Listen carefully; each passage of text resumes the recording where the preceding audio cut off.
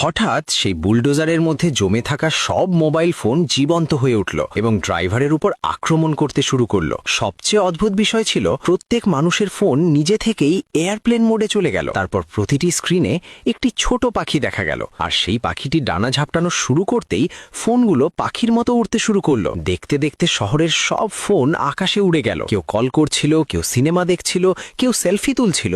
সব ফোন হঠাৎ করেই উড়ে গেল। সবচেয়ে আগে ক্ষতির মুখে পড়ে মোবাইলের দোকানগুলো, কিন্তু সবচেয়ে ভয়ঙ্কর ঘটনা তখনও বাকি ছিল। এই সব ডিভাইস একসাথে মিলে একটি বিশাল ঢেউয়ের মতো রূপ নিল এবং একটি বিলাসবহুল প্রাসাদের দিকে আক্রমণ চালালো। যখন সেই ব্যক্তি ঘুম থেকে উঠল, তখন সে দেখল সে অসংখ্য মোবাইল ফোনের মাঝে ঘিরে আছে। সে সেই ফোনের দেয়াল ভেঙে পালানোর চেষ্টা করল, কিন্তু তার সব চেষ্টা ব্যর্থ হয়ে গেল। ঠিক তখনই প্রতিটি স্ক্রিনে আবার সেই ছোট পাখিটি দেখা গেল। পাখিটি ধীরে ধীরে তার দিকে এগিয়ে আসতে লাগলো। এরপর হঠাৎ করেই ফোনগুলো হিংস্রভাবে তার মুখের ভিতরে ঢুকে পড়ে, আর পরের মুহূর্তেই সেই মানুষটি ভয়াবহভাবে ধ্বংস হয়ে যায়। এদিকে এক বিজ্ঞানী মোবাইল ফোনগুলোর সিগন্যাল ট্র্যাক করা শুরু করলেন। এই সূত্র ধরে তিনি দ্রুত একটি হ্রদের কাছে পৌঁছে গেলেন। সেখানে তিনি মাথার উপরে অসংখ্য ফোনের বিশাল সমাবেশ দেখতে পেলেন। কিছুক্ষণের মধ্যেই সেই সব ফোন তার দিকে ছুটে আসতে শুরু করল। মুহূর্তের মধ্যে ফোনগুলো পঙ্গপালের ঝাঁকের মতো আকাশ ঢেকে দিল। তারপর তারা একসাথে মিলে একটি বিশাল ঈগলের নখরের মতো আকার ধারণ করল, আর সেই নখর একটি যোগাযোগ টাওয়ার ধ্বংস করে দিল। তারপর সেই বিশাল নখর